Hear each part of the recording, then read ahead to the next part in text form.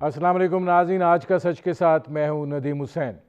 Corona के हवाले से हुकूमती फ़ैसला साजी में तज़ब्ज़ुब, हिचकिचाहट, बेयकीनी, इबहम, उसका नतीजा ये निकला है कि कोरोना वायरस जो है उसका फैलाव ख़तरनाक हद तक हो गया है।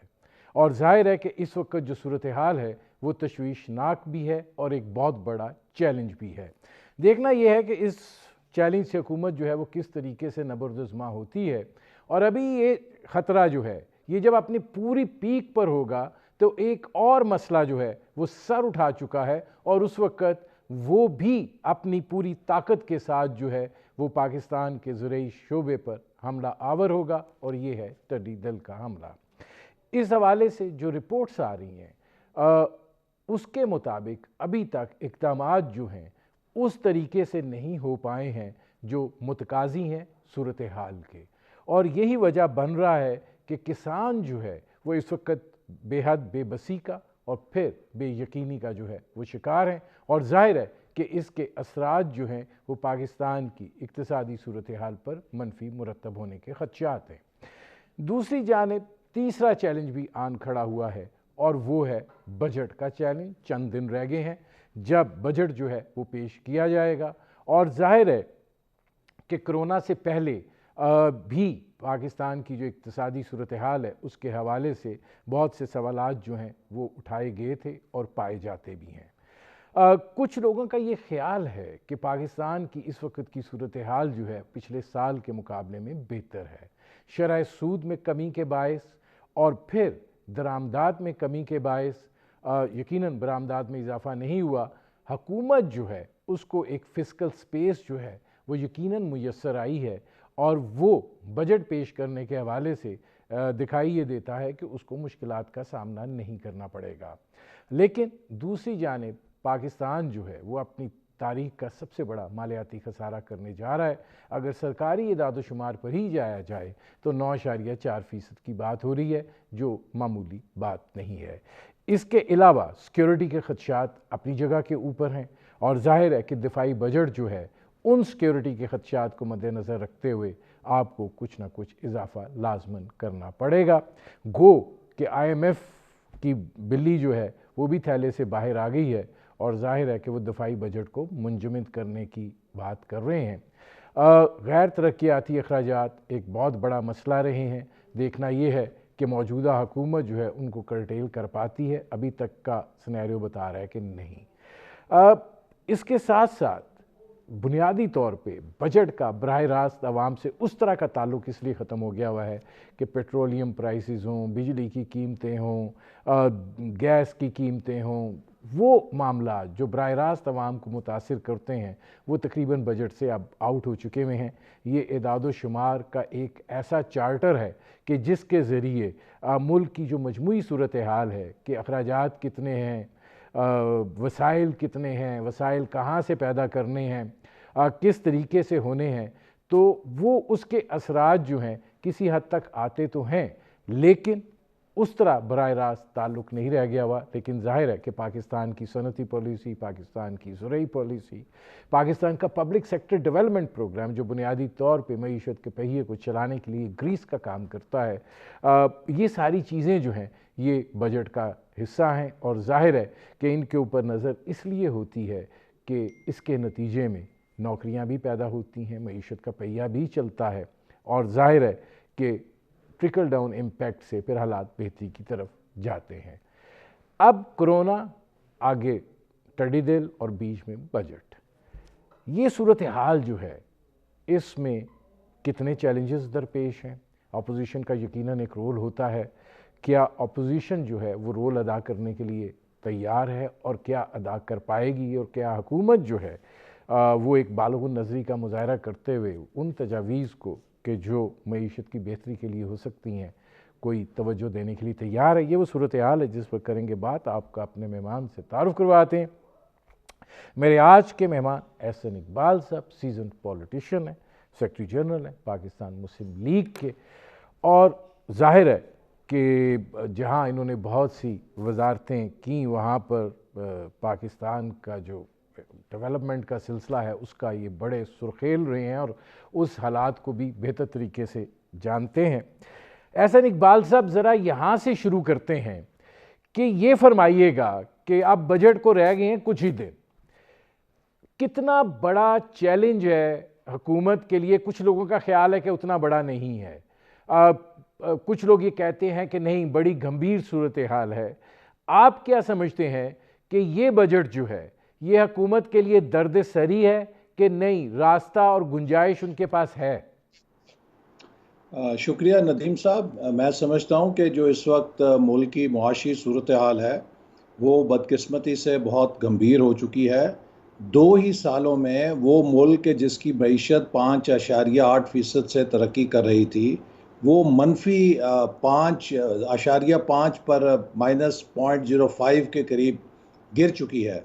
और अगर आप इसके साथ हमारी आबादी के बढ़ने का तनासुब देखें तो हम और मज़ीद नेगेटिव में जा चुके हैं, चूँकि पाकिस्तान की आबादी का बढ़ने का तनासुब 2.4% है। तो 2.4% ग्रोथ एक्चुअली ज़ीरो ग्रोथ ही होती है हमारे लिए। तो अगर हम -0.05 पे चले गए हैं तो उसमें आप आबादी भी ऐड करें तो ये तो बहुत हम मनफी चले गए हैं। तो ये एक बड़ी गंभीर सूरत हाल हो चुकी है। और आपने जो कहा कि हुकूमत को कोई रिलीफ मिलेगा, यकीनन वो इस लिहाज से रिलीफ मिलेगा कि जब इकॉनमी की ग्रोथ ख़त्म हो जाती है तो उसकी कंजम्पशन भी ख़त्म हो जाती है, उसके यहाँ इंपोर्ट्स भी नहीं होती और उसकी जो रिक्वायरमेंट्स हैं वो बहुत कम हो जाती हैं उसे चलाने की। ये ऐसे ही है कि जैसे आप एक गाड़ी खड़ी कर दें तो आप कहें जी कि पेट्रोल का ख़र्चा मेरा बड़ा बच गया है, मेरी बड़ी बचत हो गई है। अगर आपने गाड़ी चलानी है तो उसमें आपको पेट्रोल का ख़र्चा तो करना पड़ेगा, लेकिन अगर आप इंजन ही बंद कर देंगे फिर तो कोई इंपोर्ट नहीं है, कंजम्पशन कोई नहीं है, तो आपके लिए बहुत बचत है इंपोर्ट की। इसी तरह जब आपकी इकॉनमी ग्रोथ उसकी ख़त्म होती है तो उसके साथ ही आपके टैक्स रेवेन्यूज़ भी बहुत नीचे आ जाते हैं। हमने ये देखा है कि कोरोना से पहले ही ये जो हुकूमत ने पिछले साल टैक्स का टारगेट रखा था 5,555 अरब रुपए, तो सब लोगों का ये ख्याल था कि अगर कोरोना ना भी होती तो बमुश्किल हुकूमत 4,500 अरब का टैक्स इकट्ठा कर पाती, क्योंकि खुद हुकूमत के बकौल पिछले साल 1.9% ग्रोथ थी और इस साल सब लोगों का ख्याल था कि मुश्किल 0% या 0.05% के लगभग ग्रोथ आएगी। तो टैक्सेस भी नहीं है हुकूमत के पास। जब टैक्स नहीं है, हुकूमत ने एक ऐसी पॉलिसी अपनाई जिससे उसने पॉलिसी रेट 13% पे कर दिया था, जिससे हुकूमत की जो डेट सर्विसिंग कॉस्ट है वो बहुत ज़्यादा बढ़ गई और उससे करंट एक्सपेंडिचर बेकाबू हो गया। तो आपके रेवेन्यूज़ कम हो गए, करंट एक्सपेंडिचर गैर ज़रूरी तौर पे आपने बढ़ा दिया और इसको ब्रिज करने के लिए आप बहुत ज़्यादा कर्ज़े लेते रहे और हुकूमत ने 18 महीनों में उतने कर्ज़े ज़्यादा ले लिए हैं जो हमने 5 सालों में कर्ज़े लिए थे।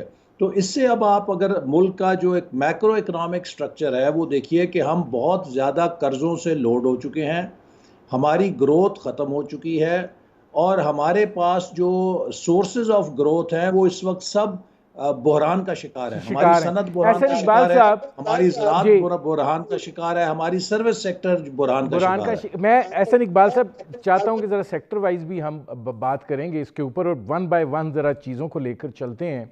सबसे पहले ये फरमाइएगा, पब्लिक सेक्टर डेवलपमेंट प्रोग्राम जाहिर है कि ये एक बड़ा अहम किरदार अदा करता है इस सूरत हाल के हवाले से कि ज़ाहिर है इसके तहत मनसूबा साजी होती है, आगे मनसूबे लगते हैं, शुरू होते हैं, जो चल रहे हैं उनको फाइनेंसिंग होती है, एक एक्टिविटी जो है वो जनरेट होती है। लेकिन हम ये मुसलसल देखते आए हैं कि जब भी क्रंच आता है तो कोई भी हुकूमत हो, निशाना जो है वो पब्लिक सेक्टर डेवलपमेंट प्रोग्राम बनता है। इस वक्त भी ये सूरत हाल है। आप क्या समझते हैं कि ये इस हुकूमत के लिए कितना मुश्किल है? 600 अरब की वफाकी सतह पे बात हो रही है, इज इट एनफ? देखिए नदीम साहब, 2018-19 में जो हमने आखिरी बजट पेश किया था उसमें वफाकी और सूबाई हुकूमतों का जो डेवलपमेंट आउटले है वो तकरीबन 2000 अरब से ऊपर था। और अब जो हुकूमत ने APCC के अंदर आउटले अप्रूव किया डेवलपमेंट का, जो NEC को वो भेज रहे हैं, वो 1400 अरब है। तो आप ये देखिए कि जो 2 साल पहले हमने डेवलपमेंट बजट की सतह छोड़ी थी, बजाय ये कि वो 2000 से बढ़ के 2500, 2800, 3000 होती, वो 1400 पे आ गई है। 600 अरब रुपया डेवलपमेंट में कमी हो गई है। अब इससे इसका बराह रास्त असर होता है ग्रोथ के ऊपर। जब हुकूमत ही इन्वेस्टमेंट अपनी रोक देती है तो प्राइवेट इन्वेस्टमेंट कहाँ से आएगी? पब्लिक सेक्टर इन्वेस्टमेंट हमेशा प्राइवेट सेक्टर इन्वेस्टमेंट को लीड करती है, उसको ट्रिगर करती है। अब जब हुकूमत अपने डेवलपमेंट पोर्टफोलियो को श्रिंक करेगी, नतीजा क्या होगा कि मुल्क के अंदर जो तरक्याती सरगर्मियाँ हैं उनका हुजम सुकड़ जाएगा। आपकी जो कंस्ट्रक्शन इंडस्ट्री है उसकी डिमांड सुकड़ जाएगी, आपकी एम्प्लॉयमेंट सुकड़ जाएगी। तो ये एक बड़ा नेगेटिव इम्पैक्ट होता है। और हमने, जब हम हुकूमत में आए थे तो वफाकी पीएसडीपी का जो हुजम है 2013 में 300 अरब था, और हम जब गए हैं तो हम इसे 1000 अरब पे तकरीबन छोड़ के गए हैं। तक हमने 3 गुना, उसमें 300 गुना इजाफा किया था। और यही वजह है कि उस दौर में आप देखिए कि जो डेवलपमेंट हुई है 5 सालों में, तकरीबन 3200 अरब रुपया सिर्फ वफाकी पीएसडीपी से हमने खर्च किया है। इसमें मैं सूबों का शामिल नहीं कर रहा। तो इसके साथ हमने मुल्क के अंदर एक जदीद इंफ्रास्ट्रक्चर कायम किया, तवानाई के बहरान को हल किया, सीपैक के मंसूबों को चलाया। अब मैं ये इनसे सवाल करना चाहता हूँ कि जब आप डेवलपमेंट बजट ही काट देंगे तो आप सीपैक के मंसूबे कैसे शुरू करेंगे? अब ये ML1 का जो हमारा रेलवे का मंसूबा है उसको इन्होंने स्कोप घटा के 7 अरब डॉलर से मंजूर किया है, लेकिन आपको कम से कम भी उसे चलाने के लिए 150 अरब सिर्फ रेलवे को देना ज़रूरी होगा सालाना तरक्याती बजट में। तो इन्होंने तो शायद 20 या 24 अरब उसमें एलोकेशन रखी है इस साल रेलवे के लिए। तो 24 इसमें अरब की कैसे ये बात हो रही है। चलेगा? अच्छा, इसमें एहसन इकबाल साहब ये फरमाइएगा कि ज़रा इस पे भी बात हो जाए। मालियाती खसारा 9.4% की बात हो रही है। अब इसमें ना आपका वो सर्कुलर डेट शामिल है, ना इसमें जो आपकी पब्लिक एंटरप्राइजेज़ हैं उनके खसारे शामिल हैं। आपको क्या दिखाई देता है? ये जो बात की जा रही है कि नहीं, वसाइल का इशू नहीं होगा, स्पेस मिल जाएगी, इतना बड़ा जो मालियाती खसारा है, ये आपको कैसे दिखाई देता है? किस तरीके से ब्रिज अप होगा? देखिए ना, अगर ये कहते हैं स्पेस मिल जाएगी तो फिर खसारा ब्रिज होना चाहिए। जब आपका बजट का खसारा 9% से ऊपर जा रहा है तो इसका मतलब ये है कि आपके वसाइल में और अखराजात में कोई आप तवाज़ुन नहीं रख पाए, वो बेकाबू हो चुके हैं। और इस खसारे को आप पूरा करने के लिए मज़ीद कर्ज़ों का बोझ डालेंगे मुल्क के ऊपर, आवाम के ऊपर। तो इसलिए ये एक बड़ी अलार्मिंग सूरत हाल है। और मैं नदीम साहब ये फिर कहना चाहूँगा कि इस वक्त पाकिस्तानी इकॉनमी का क्राइसिस बिलाशुबा स्ट्रक्चर भी है। इस हुकूमत के पास पॉलिसीज़ नहीं है, इनको मईशत के ढांचे की समझ नहीं है। लेकिन उससे बड़ा जो क्राइसिस है जिससे कोई भी मईशत चलती है, वो क्राइसिस ऑफ कॉन्फिडेंस होता है। वो उस मार्केट का सेंटिमेंट होता है, क्या पॉजिटिव सेंटिमेंट है या नेगेटिव सेंटिमेंट है, क्या वो बुलिश है या वो अदरवाइज है। और अगर इकॉनमी जो है उसमें पॉजिटिव सेंटिमेंट ख़त्म हो जाए तो फिर आप सोने के होके दिखाएं, आप जितनी मर्जी पॉलिसियां लेकर आएं, लोग उस पर यकीन नहीं करते। इस हुकूमत ने बिजनेसमैन का, इन्वेस्टर का कॉन्फिडेंस शैटर कर दिया है। और उसके दो सबूत हैं। ये एक लेकर आए अपनी एमनेस्टी स्कीम, आप देखिए उसमें कितने लोगों ने हिस्सा लिया, किसी ने हुकूमत पर एतबार नहीं किया। ये कंस्ट्रक्शन इंडस्ट्री का पैकेज लेकर आए, मुझे बताइए कि उसमें कितने लोगों ने सरमायाकारी की। तकरीबन वो भी हवा के अंदर ही टाई टाई फिश हो चुका है जो इनका कंस्ट्रक्शन पैकेज है। क्या मसला है? देखिए, ये हुकूमत जो है ये चल रही है एक इंतकामी एजेंडे के ऊपर। आज पाकिस्तान का बड़े से बड़ा जितना बिजनेस ग्रुप है, हर कोई तो नैब का सामना कर रहा है, हर कोई तो इंक्वायरी की सामने कर रहा है। तो आप मुझे बताइए कि आप इन्वेस्टर आसमान से लेकर आएंगे? जब आपका अपना इन्वेस्टर ही मुल्क के अंदर आप उसे चोर डाकू बना के अदालतों के सामने, कचहरियों के सामने पेश करेंगे, वो तो अपना सरमाया इस वक्त मुल्क से बाहर ले जाने के चक्कर में होगा। कौन पाकिस्तान के अंदर इन हालात में सरमाया करेगा जिसमें आप झूठी इंक्वायरियां कर रहे हैं लोगों के ऊपर, आप लोगों को डरा धमका रहे हैं। तो इस वक्त ये हुकूमत ने पाकिस्तान का जो कॉन्फिडेंस है ख़त्म कर दिया है। खत्म कर दिया। हमने बड़ी अच्छा, मुश्किल से इसमें सीपैक के बाद, जी, इसमें हमने एहसन सीपैक इकबाल के साहब बाद ये एक फरमाइएगा पॉजिटिव सेंटिमेंट किस बनाया था। जी और वो पॉजिटिव सेंटिमेंट जब प्राइम मिनिस्टर ने फोरम्स में खड़े होकर कहा, जी हम तो बड़े करप्ट होते हैं, हम तो बड़े मनी लॉन्ड्रर होते हैं, हम तो जी बैंकरप्ट इकॉनमी है। आप मुझे बताइए कि आपके चैनल के सरबराह अगर मार्केट में जाके ये कहेंगे कि मेरा इदारा दिवालिया होने वाला है, तो कोई एंकर लगना चाहेगा आपके इदारे के अंदर? ठीक है, एहसन इकबाल साहब ये फरमाइएगा कि अगर ये इस वक्त जो मईशत की सूरत हाल है, जाहिर है बजट का इजलास होने जा रहा है और बजट पेश किया जाएगा, आप क्या समझते हैं कि अगर आप होते तो इस सूरत हाल में वो कौन सी तरजीहात थी कि जिनको एड्रेस किया जाना जो है वो बहुत ज़रूरी था? देखिए, पहली चीज़ जो है वो तो मैं समझता हूँ कि हम नुकसान उठा चुके हैं 2018 में, कि हमें स्टेबिलिटी चाहिए थी, कंटिन्यूटी ऑफ पॉलिसीज चाहिए थी। लेकिन जो 2018 में तब्दीली आई, उसने एक बहुत बड़ा धचका लगाया, और यही वजह है कि लीडर ऑफ अपोजिशन ने कहा था कि देखिए, जो इकॉनमी है इसके साथ पॉलिटिक्स नहीं होनी चाहिए, और हम एक चार्टर ऑफ इकॉनमी के ऊपर आपके साथ ताउन करने के लिए, बैठने के लिए तैयार हैं। उसका जवाब क्या मिला कि जी ये तो एनआरओ करना चाहते हैं, ये तो हमसे इसलिए ताउन की बात कर रहे हैं, ये अपने आप को बचाना चाहते हैं। भाई आप कर लें शौक पूरा, हम सब जेलों से हो आए हैं, हमें कोई डर नहीं है, आप दोबारा भी डालेंगे तो हम खौफजदा नहीं हैं। लेकिन इस तरह मुल्क की इकॉनमी नहीं चल सकती जिस तरह ये चलाने की कोशिश कर रहे हैं। तो लिहाजा इकॉनमी को चलाना, देखिए नदीम साहब, एक बड़ी अहम बात मैं ये बताना चाहता हूँ। आज दुनिया का कोई मुल्क इन्वेस्टमेंट से स्टार्व नहीं कर सकता अगर वो इनेबलिंग एनवायरनमेंट क्रिएट कर दे। आप देखिए, वियतनाम के अंदर सालाना 9 अरब डॉलर की एफडीआई जा रही है। म्यांमार, बर्मा, उसकी क्या हमारे मुकाबले में मुकाम है? वहाँ पे 3 से 4 अरब डॉलर एफडीआई सालाना जा रही है, और हम 22 करोड़ का मुल्क है। बमुश्किल हम 3 अरब पे पहुंचे थे, अब फिर गिर के 1-1.5 अरब डॉलर पे आ गए हैं फॉरेन डायरेक्ट इन्वेस्टमेंट में।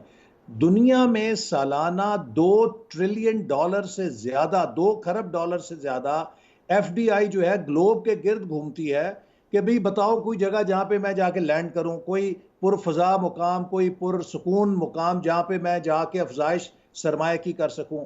अगर आप किसी मुल्क के अंदर सिक्योरिटी के साथ, स्टेबिलिटी के साथ राइट इकोनॉमिक पॉलिसीज दे दें, तो आपको जरूरत ही नहीं है, पैसा उड़ उड़ के दुनिया से आपके पास आएगा। लेकिन अगर आप इंस्टेबिलिटी क्रिएट करेंगे, आप इनसिक्योरिटी पैदा करेंगे, और आप दुनिया के सरमायाकार को पॉजिटिव सेंटिमेंट नहीं देंगे, तो फिर आप वो मुल्क नहीं चला सकते। हम एक दलदल में धंसते जा रहे हैं दिन ब दिन, और मैं समझता हूं कि एक ऐसा पॉइंट है कि अगर हमने इसको रिट्रीव नहीं किया, तो जैसे चौधरी शुजात साहब कह चुके हैं, खुदा ना खास्ता 6 महीने 1 साल के बाद शायद इस मुल्क की हुकूमत लेने के लिए कोई तैयार ना हो।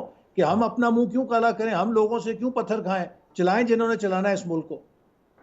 अच्छा, ये फरमाइएगा एहसन इकबाल साहब कि आपने एक बात की थी और वो ये थी कि हमने जो भी मनसूबाबंदी की, जो भी तरीक़ाकार अपनाया, उसका बुनियादी मसला ये था कि वो ग्रोथ ओरिएंटेड था, और ज़ाहिर है कि उसके साथ साथ मामला जो हैं वो आगे बढ़ने थे।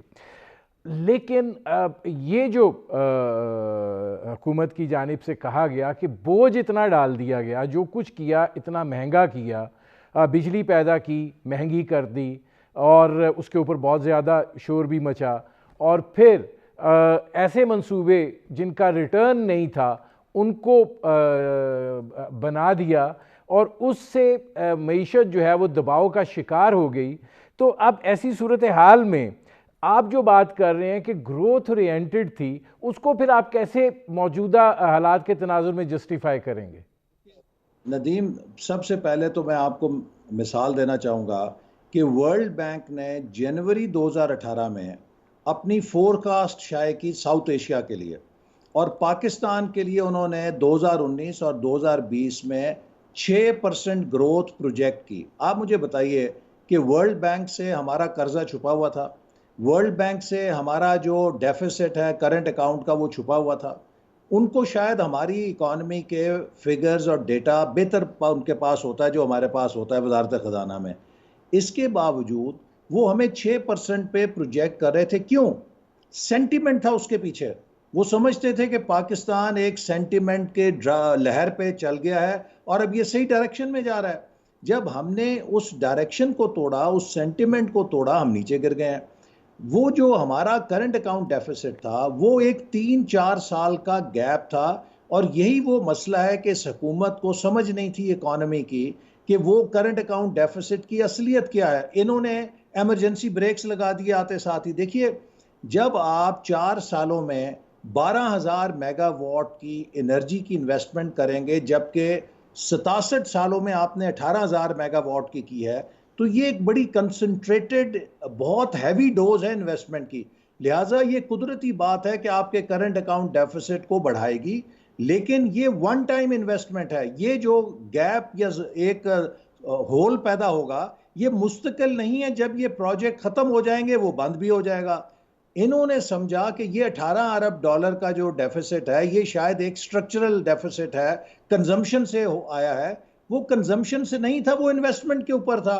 तो इन्होंने आते साथ ही क्या किया कि एक मैसिव डिवैल्यूएशन की, और दूसरी तरफ उसके ऑफसेट करने के लिए पॉलिसी रेट को 13% पे ले गए। वो 13% करने से कॉस्ट ऑफ डूइंग बिजनेस नाकाबिले बर्दाश्त हो गई, इन्फ्लेशन भी ना रुकी, और डिवैल्यूएशन ने जो हमारे मुल्क के अंदर महंगाई लाए और हमारी इंडस्ट्री को क्रिपल कर दिया, इंपोर्ट बंद करके हम बिल्कुल क्रैश कर गए, नोज डाउन इस तरह हम नीचे आए इकोनॉमी को लेकर। तो ये मैं समझता हूं कि वो तब्दीली हम जो लेकर आए, आज उसकी कीमत हम काट रहे हैं। और अभी भी मुल्क को दोबारा चलाने के लिए हमें जिस कॉन्फिडेंस की जरूरत है, वो ये हुकूमत अब नहीं दे सकती। हमें एक यकजहती की जरूरत है, हमें सबको इकट्ठा करने की जरूरत है। ये तो रोजाना पोलराइजेशन कर रहे हैं, ये तो डिवाइड कर रहे हैं, ये तो लड़ाई झगड़े कर रहे हैं। आप मुझे बताइए कि लड़ाई झगड़ों के साथ कोई मईशत आगे चल सकती है? चल नहीं चल सकती है। सकती। एहसन इकबाल साहब, मुझे एक ब्रेक लेना पड़ रहा है। नाज़रीन, पाकिस्तान मुस्लिम लीग नवाज के सेक्रेटरी जनरल एहसन इकबाल साहब से हमारी गुफ्तगू जारी है। वक्त हुआ एक मुख्तसर से कमर्शियल ब्रेक का। मिलते हैं इस वक्फे के बाद।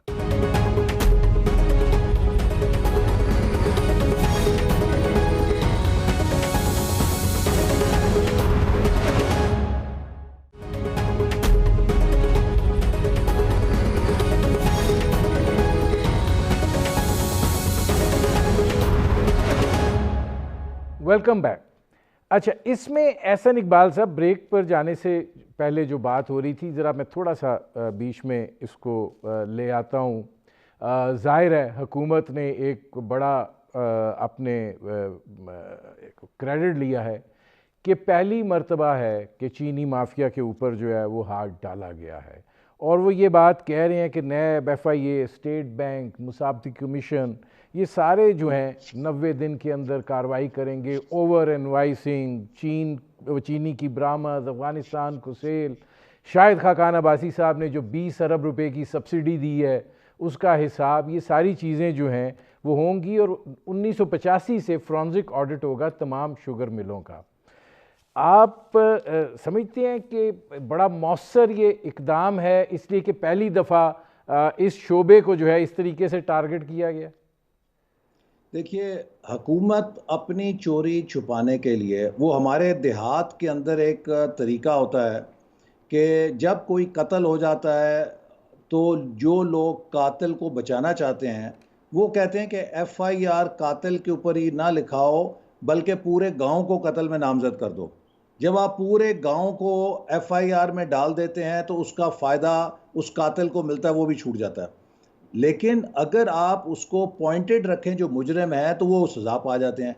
अब ये इंक्वायरी जो शुरू हुई थी, इसकी बुनियाद क्या थी? इसकी बुनियाद ये थी कि हमारे दौर में चीनी की कीमत 5 सालों में 52-54 रुपए किलो मुस्तहकम रही।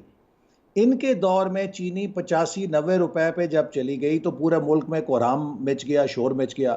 तो बात यहाँ से शुरू हुई थी कि ये 52-51 रुपए से 90 रुपए किलो चीनी क्यों गई, कौन लेकर गया, इसका कौन जिम्मेदार है?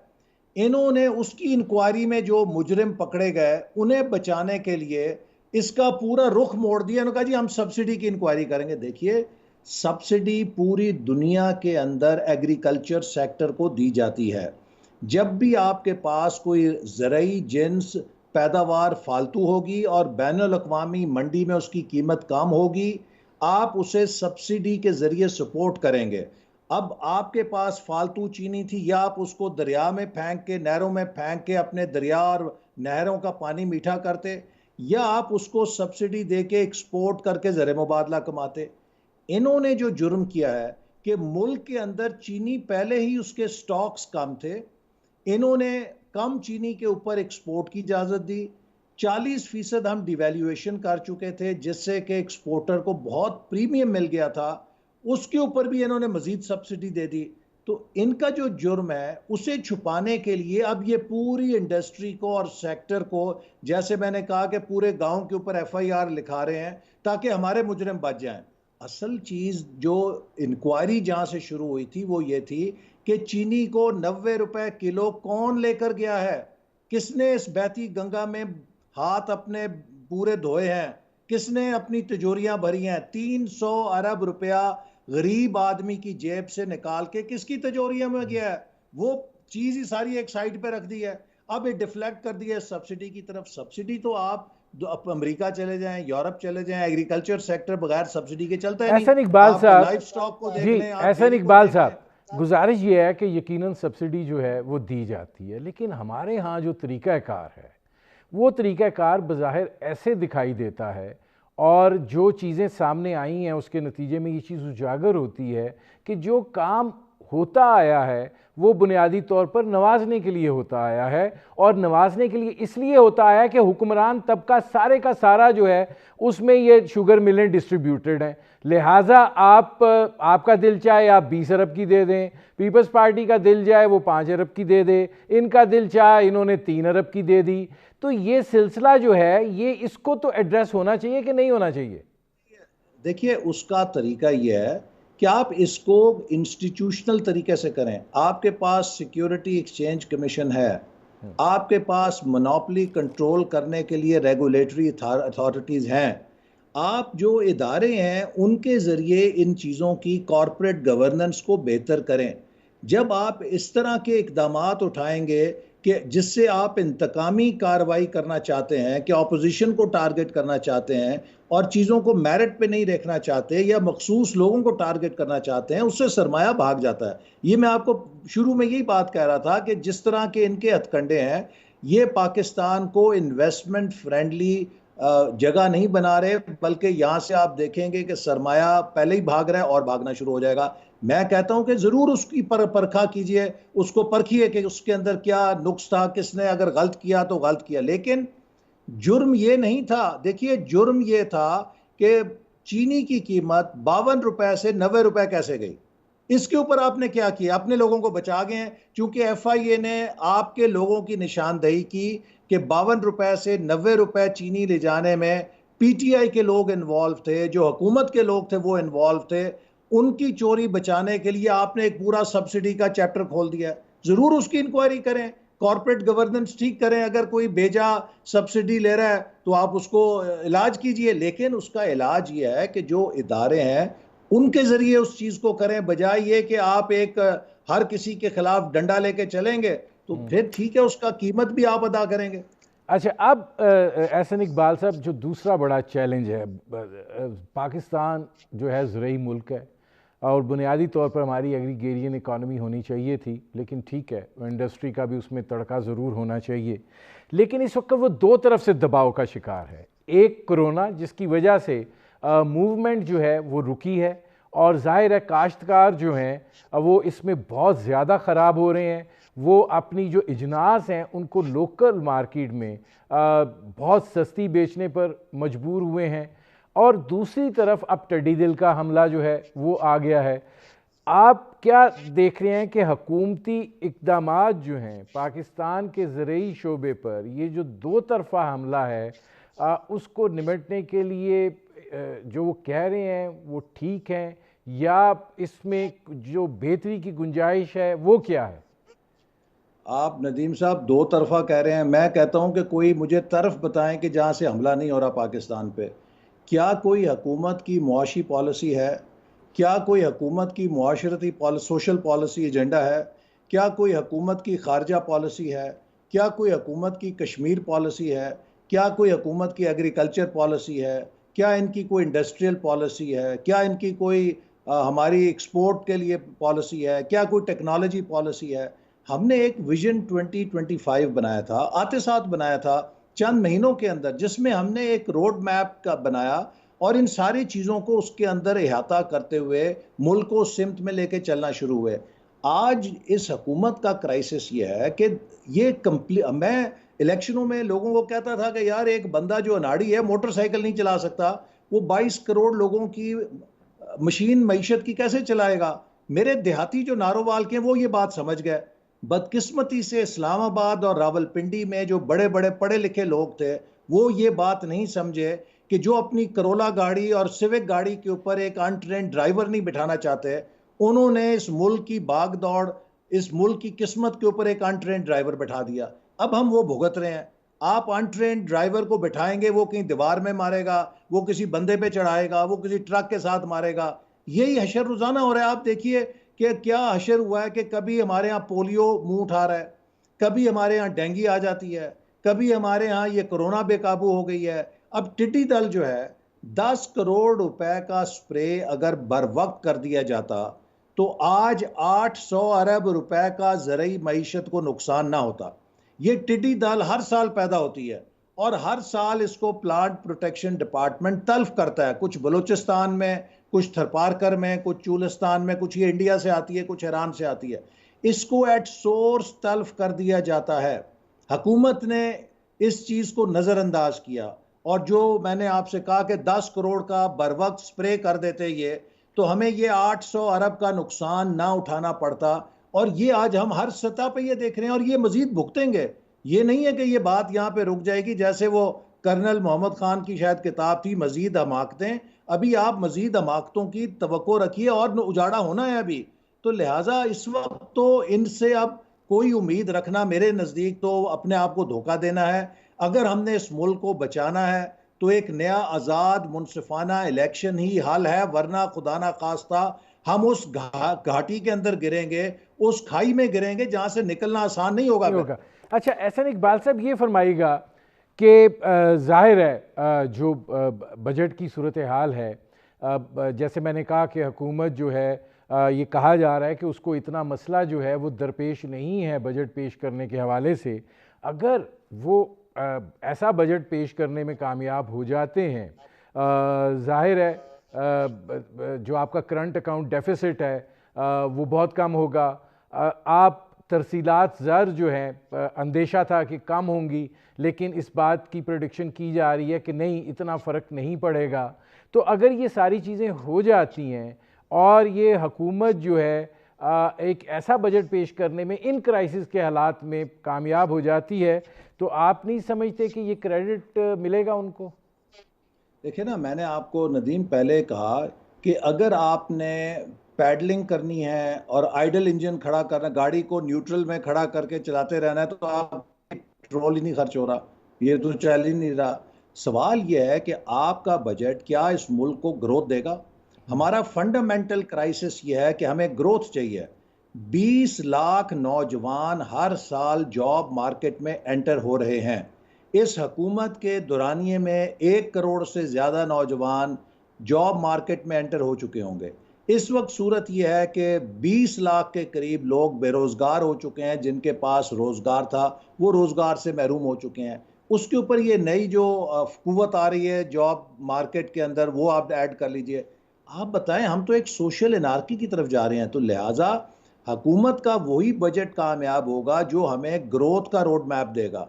अगर हम 6-7% के ग्रोथ पे अगले 2 सालों में नहीं आ सकते, जल्द अज जल्द नहीं आ सकते, हमारे लिए बहुत मुश्किलात हैं। मैं आपको मिसाल देना चाहता हूँ। देखिए, हमने जब ग्रोथ पैदा की 5.8%, तो उसके नतीजे में पाई जो है वो एक्सपैंड की, वसाइल बढ़े। हमने पाकिस्तान का सबसे बड़ा डेवलपमेंट एक्सपेंडिचर भी किया और हमने पाकिस्तान की तारीख का सबसे बड़ा डिफेंस एक्सपेंडिचर भी किया।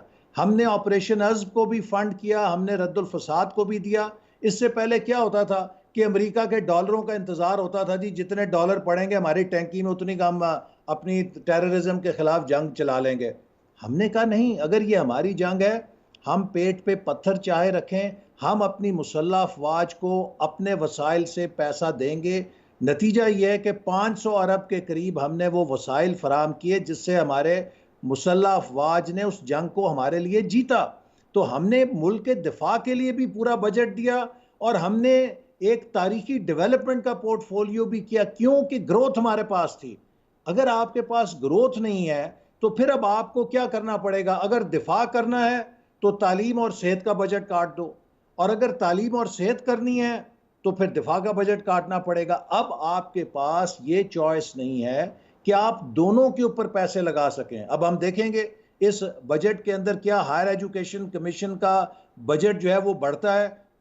मेरे दौर में जब मैं प्लानिंग में था, तो चूंकि ये नौजवानों के मुस्तकबिल से है, हम इसे 13 अरब से बढ़ा के डेवलपमेंट बजट कोई 46 या 47 अरब पे ले गए थे। 3 गुना से ज्यादा बढ़ा दिया था।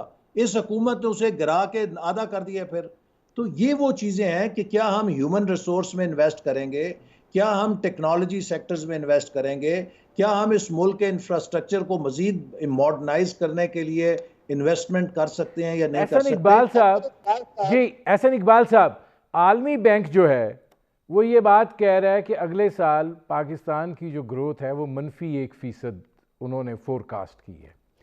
क्या ये जो वसाइल का सिलसिला है, देखिए टैक्सेशन जो है उसके नतीजे में जो पैसा तवक्को की जा रही है, जाहिर है जब 5,500 अरब रुपए की बात हो रही थी उस वक्त ये कहा था कि ये एक बड़ा ओवर ऑप्टिमिस्टिक ये टारगेट जो है इसको फिक्स किया जा रहा है और इतना नहीं हो पाएगा। लेकिन फिर भी खराबी हालात के बावजूद 4200 अरब की बात की जा रही है वसाइल के जमा होने की। क्या आप समझते हैं कि ये जो कोरोना फैक्टर है, जो टिड्डी दल फैक्टर है, या ये कि नाकस हिकमत अमली है, सारी चीज़ों का कॉम्बिनेशन का रिफ्लेक्शन नज़र आएगा, या आपको कोई ऐसे जगह दिखाई देती हैं कि हुकूमत वो इक़दामात उठा ले तो उसके नतीजे में कोई बेहतर सूरत हाल हो सकती है? देखिए, ये बजट भी हमने पिछली दफ़ा भी कहा था कि जो बजट हुकूमत पेश कर रही है ये गैर हकीकत पसंदाना है। उसमें इन्फ्लेटेड नंबर्स थे, और आपने जैसे अभी कहा 5,555 अरब टैक्स टारगेट। आप हमारी बजट तकरीरें उठा के देख लें, हमने कहा था कि ये गैर मंतकी हैं, गैर हकीकत पसंदाना है, ये नहीं हो सकेंगे। इस दफ़ा भी हुकूमत इसी तरह का एक धोखा देने वाला बजट देगी। मैं आपको सिर्फ ये बात कहना चाहता हूँ नदीम, पाकिस्तान के पास एक ही रास्ता है। देखिए, हुकूमत की जो सलाहियत है ग्रोथ रेट ख़त्म होने की वजह से अब वो दिवालिया हो गई है। पब्लिक सेक्टर इन्वेस्टमेंट के लिए इनके पास पैसा नहीं है। हमारे लिए जो रास्ता है अब वो सिर्फ एक ही है कि हम प्राइवेट इन्वेस्टमेंट और फॉरेन डायरेक्ट इन्वेस्टमेंट को कैसे मोबिलाइज करते हैं। हमारे पास हुकूमत इतने वसाइल नहीं रखती। हमें निजी शोबे के सरमायाकारी को हार्नेस करना है एग्रीकल्चर में, इंडस्ट्री में, और फॉरेन डायरेक्ट इन्वेस्टमेंट को लेके आना है, जिससे कि हम इस मुल्क के अंदर इंडस्ट्रियल डेवलपमेंट भी करें, इंफ्रास्ट्रक्चर को भी डेवलप करें। लेकिन वो करने के लिए आपको इनेबलिंग एनवायरनमेंट चाहिए। ये हुकूमत जिस रास्ते पे लेकर हमें जा रही है उससे सरमाया मुल्क के अंदर आएगा नहीं, बल्कि मुल्क से निकलेगा। बल्कि ना सिर्फ सरमाया निकल रहा है, जो मेरे लिए एक बहुत खौफनाक बात है कि हमारे पढ़े लिखे नौजवान तेजी से मुल्क छोड़कर जा रहे हैं। एक नौजवान जो मुल्क छोड़ जाता है वो कम से कम 20-25 साल के लिए पीछे मुड़कर नहीं देखेगा। वो एक दफ़ा बाहर जाएगा, सेट होगा, फिर कहीं रिटायरमेंट के वक्त वापस आने की सोचेगा। अगर हम टैलेंट लूज करेंगे ये मुल्क कौन चलाएगा? मीडियोक्रेसी के साथ तो ये मुल्क नहीं चल सकता। अगर हमारा टॉप टैलेंट सारा बाहर भाग गया तो हमें तो बहुत मसाइल होंगे इस मुल्क को कंपेटिटिव करने के लिए। अच्छा, इसीलिए इसमें जी एहसन इकबाल साहब, मेरे पास चूंकि वक्त बहुत थोड़ा रह गया है, ये फरमाइए कि आप बात कर रहे हैं कि डायरेक्ट इन्वेस्टमेंट जो है वो लाई जाए, मतलब ये हुकूमती पॉलिसी का क्यों हिस्सा रहा है? देखिए, प्राइवेट एयरलाइन शाहिद खान अब्बासी साहब ने चलाई, चल गई। नवाज शरीफ साहब का स्टील का कारोबार था, चल गया, बहुत चल गया। लेकिन जब पीआईए की बारी आती है, स्टील मिल की बारी आती है, तो ये इदारे आप लोगों से चलते नहीं हैं। क्यों नहीं चलते कि आज 10,000 लोगों को निकालने की बात हो रही है? इसका मतलब है कि इन इदारों को चलाने की नीयत नहीं होती है, वो पॉलिटिकल विल नहीं होती है, वो हार्श डिसीजन नहीं लिए जा सकते हैं जो लिए जाने ज़रूरी हैं।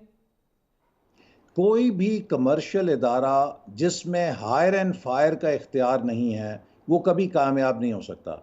और एक सरकारी इदारा जो एक एफिशिएंट प्राइवेट सेक्टर के साथ मुकाबला कर रहा है, वो कामयाब नहीं हो सकता। इसीलिए हमने दोनों इदारों के लिए एक पब्लिक प्राइवेट पार्टनरशिप मॉडल इख्तियार किया था कि हम पब्लिक सेक्टर को भी बरकरार रखें, लेकिन साथ में प्राइवेट सेक्टर को स्ट्रेटेजिक पार्टनर के तौर पे लाएं, उनको मैनेजमेंट हैंड ओवर करें, जिससे ये इदारे कामयाब हो सकते हैं। मिसाल के तौर पे पीआईए का बुनियादी क्राइसिस ये है कि उसके पास फ्लीट ही नहीं है, उसके पास रूट्स हैं, फ्लीट ही नहीं है, और एक सब ऑप्टिमल फ्लीट के साथ वो ऑपरेट कर रहा है, उसके ओवरहेड्स ही पूरे नहीं कर सकता वो। फिर उसकी जो इनएफिशिएंसीज हैं, जैसे मैंने कहा, अगर आप हायर एंड फायर ही नहीं कर सकते किसी को, तो वो इदारा कामयाब नहीं हो सकता। इसी तरह स्टील मिल की जो टेक्नोलॉजी है वो अब बहुत पुरानी हो गई है, वो नई टेक्नोलॉजी के मुकाबले में एफिशिएंट नहीं है, वहाँ पे भी इन्वेस्टमेंट की ज़रूरत है, जिससे उसको आप मॉडर्नाइजेशन की तरफ लेके जाएं ताकि वो कंपेटिटिव हो सके। अब हमने जब ये काम करने की कोशिश की, तो पीटीआई हमारे सामने आकर खड़ी हो गई और इन्होंने कहा जी ओवर अ डेड बॉडी हम आपको करने नहीं देंगे। आज आप देखें कि ये वो उससे बदतर काम करना चाह रहे हैं, लेकिन एट हायर कॉस्ट। कौन जिम्मेदार है? अगर ये हमें उस वक्त काम कर लेने देते और हम प्राइवेट सेक्टर इन्वेस्टमेंट इधर ले आते, ये दोनों इदारे अपने पैरों पे खड़े हो जाते। लिहाजा दुनिया में अब हमें देखना चाहिए कि जो असूल है वो यही है कि अगर आपने कोई कमर्शियल ऑपरेशन चलाना है, तो उसको आप प्रोफेशनल मैनेजमेंट के जरिए चलाएं और प्राइवेट सेक्टर जितना एफिशिएंट बनाएं। अगर वो प्राइवेट सेक्टर की एफिशिएंसी का मुकाबला नहीं करेगा, तो वो कभी कंपेटिटिव नहीं हो सकता। मेरे प्रोग्राम का वक्त ख़त्म हो रहा है। बहुत शुक्रिया एहसन इकबाल साहब। नाज़रीन, ये थे पाकिस्तान मुस्लिम लीग नवाज़ के सेक्रेटरी जनरल एहसन इकबाल साहब। आपने उनकी गुफ्तगू सुनी। अब तक के लिए इतना ही, इजाज़त दीजिए। अल्लाह हाफ़िज़।